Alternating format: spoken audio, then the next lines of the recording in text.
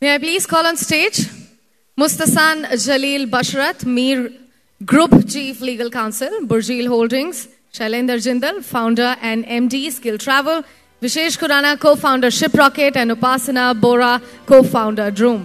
And in fact, to moderate this panel, I would request Aditya Rajkol to please join us back here on stage. Ladies and gentlemen, welcome once again. A very important discussion that we have been deliberating in our drawing rooms and boardrooms about startup culture and also the Indian startup arena, which has now witnessed a steady growth. There was a time when, many startups were leaving India and settling abroad in US, in many other countries. But now there is a reverse flipping that's been noticed and that's been happening for some time. And there's a growing number of Indian startups that are now emerging, and there are investments that have been happening, but there have been regulatory hurdles also. But there are others who say that the market seems to be shifting in many ways. What are the kind of opportunities that are there? And at the same time, how do we strengthen and accelerate the Dubai-Delhi corridor for the startup ecosystem? Let's explore these opportunities and try to know how we can push this further. I can now begin with Mustasan to understand how is Dubai or UAE emerging as a hub of ecosystem of startups, especially when we speak about the regulatory challenges. What are the kind of hurdles that one faces, and how do we try to build on this Dubai-Delhi corridor? Thank you so much. So, in Dubai, the ease of business is very advanced compared to most of the countries. That's why we have seen a global shift in economics from London to Dubai, from US to Dubai. We are at par, and by we I mean Dubai. We are at par with Singapore, Tokyo, and all the other big economies of the world. And Dubai is emerging as a strong currency, and Dubai is emerging as one of the most sought-after destinations globally where people want to settle, develop businesses. So in Dubai, as an example, if you just Google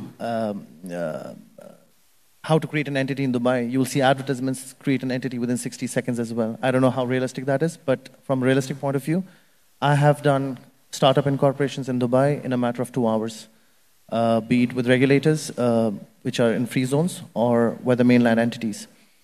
In terms of developing a linkage between Delhi and Dubai, this is something that needs to be resonated back home in Delhi. Ease of doing business has to be there, leverage has to be there, fast tracking of unnecessary bureaucratic hurdles has to be there, which is an advantage in Dubai. So if the same model is replicated in Delhi, we are doing it here, definitely we can do it back home as well. Wonderful. Vishesh, if I can come to you now. We in India know you as the man behind Shiprocket, but we also know you that you handle a lot of venture capitalist portfolios and are looking strongly at the India market. When we again see this regulation, and one of the key factors for several of these startups is the ease of doing business. When we speak about ease of doing business, what can India perhaps learn or imbibe from the culture that has been established in UAE? Yeah, thank you. Yeah, I think for me, it's like the first 3 months in Dubai, while I'm trying to set up few things here. The first thing I learned in terms of ease of business was the digitization. So the processes from setting up a company, I'm working with ADGM on a lot of things. I don't really have to be physically present for so many processes, which in India you still have to do that physical wet signatures. Even things like simple like lease. I just signed a lease a couple of hours back while I was sitting here. The digitization is helping amazingly fast. The other is the incentive programs that they offer. I think there's a lot of incentives for everyone in the regulatory side to actually help you and make your life easy and fast, which is, yes, one thing we can definitely take back and in terms of adoption. It's been a great experience for me in terms of how my interactions with the regulators have been. It's never scary. They definitely reach out. And in fact, they are following up. Do you need something else? Because it's in their incentives to help us get this up and running. Yeah, those are a few things my first-hand experience on setting up the fund here, setting up a company. Even as Shiprocket goes public, I'm thinking of setting up the family office side here. While India gives you scale, I think Dubai gives you the global access that I need to take the money and invest outside India as well. Right. Shailendra, you are in the travel sector, and there's a boom that's been happening in travel in India, abroad in several countries, in UAE, setting a benchmark in many ways. And post-pandemic, there was this travel with a vengeance that was really happening. Is that something that you completely agree with and have been witnessing? And especially, when we speak about the, experiential market of traveling, and you've been creating a benchmark in India in terms of catering to perhaps the 100 richest families, experiencing perhaps UAE in a very different way than an ordinary person would. How do you see this emerging, and how do we build this between India and UAE? Yeah. So first, coming to post-COVID, which we all know was a very difficult period for the entire travel industry. And I think we say God is there, so it bounced back. It helped people realize that dreams have to be fulfilled. And to fulfill dreams, you need to get out of your house or move out of your house to, get to better places, more developed places. And countries and cities like Dubai, who's supporting the ecosystem, the startup ecosystem. So from when business travel takes seat, business means growth for any economy. Today, our country, which is India, Dubai, UAE, are all growth driven. It's all the mind space which has been re-engineered towards growth. So today when we talk about growth, growth comes from top and the bottom. So young population, people who strive to create a difference in their life, that's what makes them different in today's day and age. So today youngsters are encouraged by the experienced professionals to come out and innovate. So while they want to innovate, today even in travel or other spaces connected to travel, I will also touch a few points there. It is important to realize that without technology, without innovation hubs like DIFC and Abu Dhabi Hub 71, today it's not easy. Indian government is also doing everything possible to support the young startups ecosystem. Now, let's take simple. E-visa was not that popular before COVID. So post-COVID, we see many countries adapting to e-visa. Post that as well. Now, if you see airports, now you see Digi Yatra, which is one of its kind in India. So today people can zip through the security checks of India. Now even the immigration is following that. Dubai, if you see the smart gates, most of the countries today are adapting to digital, smart, innovative, transformations to make their citizens, travelers' life easy and in other aspects of life. Now coming to the second point about experiential travel. So yes, we all have realized more than before that it's one life. So people who understand the value of limited access experience, that's what I call it, are going for it, are thriving for it, are seeking for it. No more is a first class travel or a luxury suite, counted as a greater experience. So people want to consume the impossible. Now, when I say that, it doesn't mean putting your life at risk. It is about creating that unique environment or the unique opportunity to access the limited access or, the very few who could access as a privilege. That's what it is. Upasana, coming to you, I have just one question for you. Tell us the secret of the room story to the people. And you've been coming to Dubai very often. You're a strategic advisor. You are, of course, an investor, but you're also an architect. So how does an architect visualize more of this collaboration, a corridor that can be set up? And again, as I asked Vishesh, the ease of doing business. And as an investor, as somebody who's in the thick of things, what would be your suggestions to the respective governments in New Delhi, in Abu Dhabi, to perhaps handhold startups, handhold people, and create regulations that are friendly to the startups to really build that environment? Thank you so much for the question, Aditya. So let's talk about some numbers. India has approximately 156,000 startups, 120 unicorns, 500 sonicorns, and then 30 new age IPOs. And we've generated approximately or close to $500 billion wealth from these startups. And these are all led by first generation entrepreneurs in the past 20 years. So if UAE and India join hands or collaborate for this startup revolution, I believe there's an unparalleled cross-pollination that's going to happen. Now, talking about the UAE-India corridor, it started as a very humble passage where the blue-collared workers came to the Gulf for opportunity, and gold and remittances flew back to our homeland. And, today, while we talk about, the UAE-India corridor, we have around 4 million Indians that live in the UAE, which account for almost 35% of its population. Most of them are still in the essential service sectors like your services and construction. But when I'm talking about the remittances, they are mighty. So we received $125 billion in 2023, and UAE itself accounted for 18 to 19% of it in totality, which makes it the second largest after the US. And, everybody was talking about the AI before our panel. So UAE has committed $6.6 billion for AI initiatives, their national AI strategy being one of them. And then they've also invested a lot in the LLMs. And after the SEPA, bond between India and UAE, a lot of investment is flowing in the IT sectors here. And I know all of us here in the panel and in the audience, we love to shop from the supermarkets when we come to the UAE. And we know that the UPI payment is accepted there. So this shows the deep integration, like the financial integration. So for me, what I believe is this is not just a corridor of commerce. This is a friendship for the future.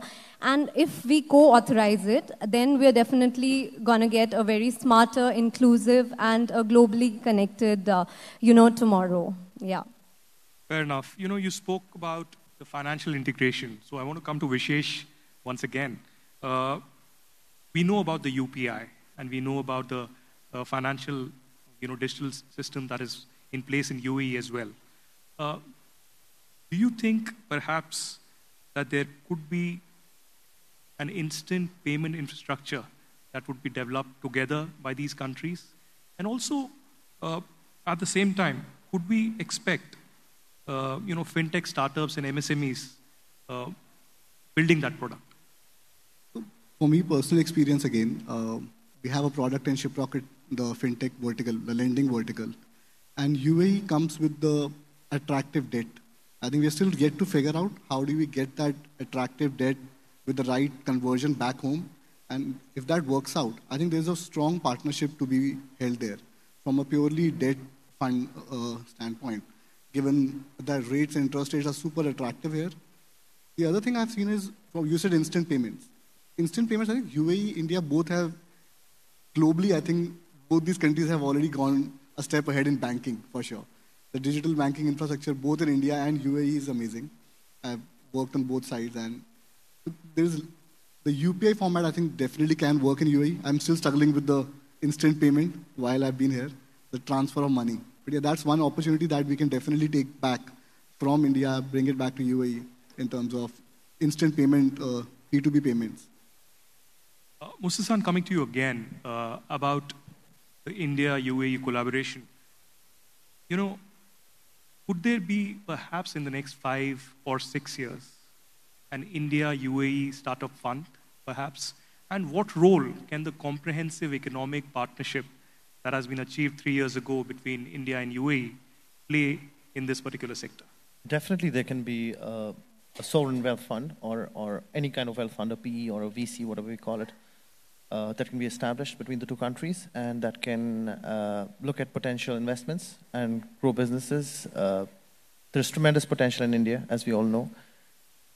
But on the regulatory side, there has to be a huge alignment. Like my colleagues here said on the panel, doing business here is much easier. A regulatory function is minimally bureaucratic. I'll give you an example. You go and buy a property now, go to DLD, say you're in at 10 o'clock, you get your title deed by 11:30 at best, you're served coffee. 11:30 you walk out with the title deed in your SMS message. You are not given a hard copy. So that's where India has to reach. And this is something very easy for us to do because we are technologically very advanced. For UAE, it would have been an issue to commence this process, but for India, it's comparatively much easier. We are an English-speaking nation, first of all. That's a huge advantage that we have globally. So time to capitalize it. Right. Shailendra, sorry, I can actually add to that. Yeah. Same thing. You said the fund, the UAE India Startup Fund. We're actually working with, there's a strong interest from the sovereigns around. From Shiprocket side, I've seen a lot of e-commerce brands now coming to Dubai. There's one part of course, the market in Dubai and UAE. But Dubai is also a zone where you can export out of easily. Right. So there's a strong interest between, we're actually working on this one model, given we have a lot of data about all e-commerce brands. There is already proven use cases, successful use cases with Mama, Boat, and a lot of brands coming here and being successful. So we're working on that one fund where the sovereigns wants to invest and bring these brands back from India and outside and let them go global from there. So already, I think I'm working on one of those, so for sure. Fair enough. Shailendra, on the travel aspect, one of the key factors in several areas, particularly in UAE context, has been the role of the Indian diaspora.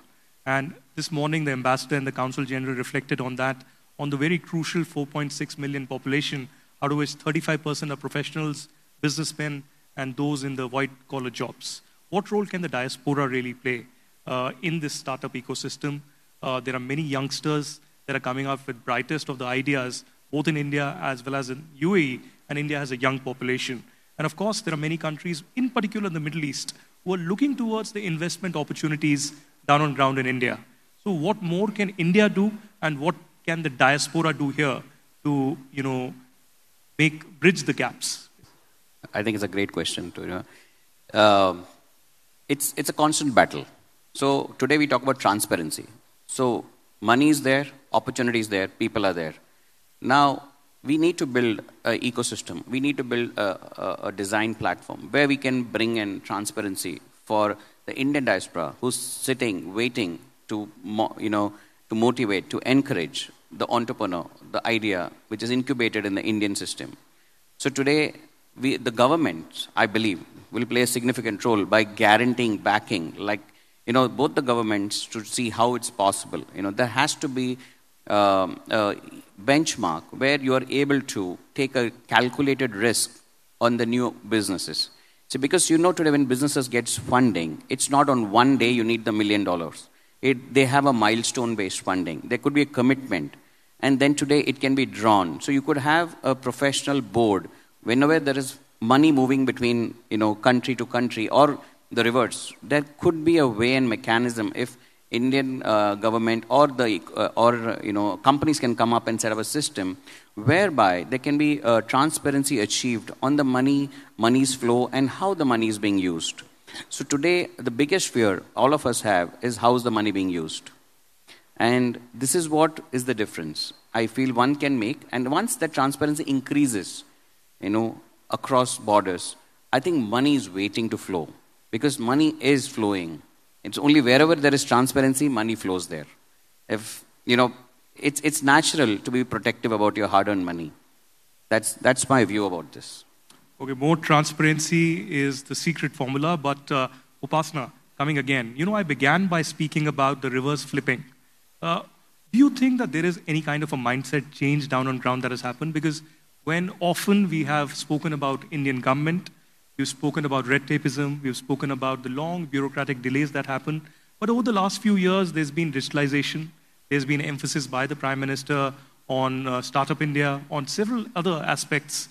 They have tried at least to bridge the gaps and, have some innovative ideas out there. So do you see, as an investor, as somebody who's in the thick of action, some changes that have happened? And what more do you think that the government needs to do to protect the interests of the startups? So, Aditya, I feel that, both the countries like UAE and India are emerging global leaders in when we talk about AI, fintech, smart logistics, and, digital infrastructure. So I feel that, bonds like SEPA and the other things actually, give a lot of strength to the startup ecosystem overall. So the government has moved forward. I think even the UAE government and the Indian government both are working towards a collaborative approach so that a lot of cross-pollination happens here. And overall, I think that it's a great path, and we have a lot of investors like Tribe Capital itself that is investing a lot in brands like that. And before our panel, there were panels who were also talking about that, you know, a lot of investment is flowing in, and maybe we see a lot of Indians building up startups here, like the startups emerging or the unicorns emerging out in Emirates. So I feel that it's powerful what's happening, yeah. That's it. We're running out of time, but I have one last question for Mustasan. He's my country cousin, so I have to ask him. Country brother. Yes. So, Mustasan, there have been reports over the last few years that there are a lot of investments that are happening from UAE in Jammu and Kashmir. Is that happening? Is that a reality? Well, something was happening with MR, and surprisingly, the head of sales of MR happened to be Kashmiri at that point in time, on a no-name basis. But I didn't see anything materialize on ground. Hopefully it happens. Like we say, inshallah. Well, let's hope so, inshallah. As we say that, thank you very much to all of you for coming all the way here. Let's applaud them for the ideas that they gave. And thank you again. Hope to see you in Delhi again. Thanks.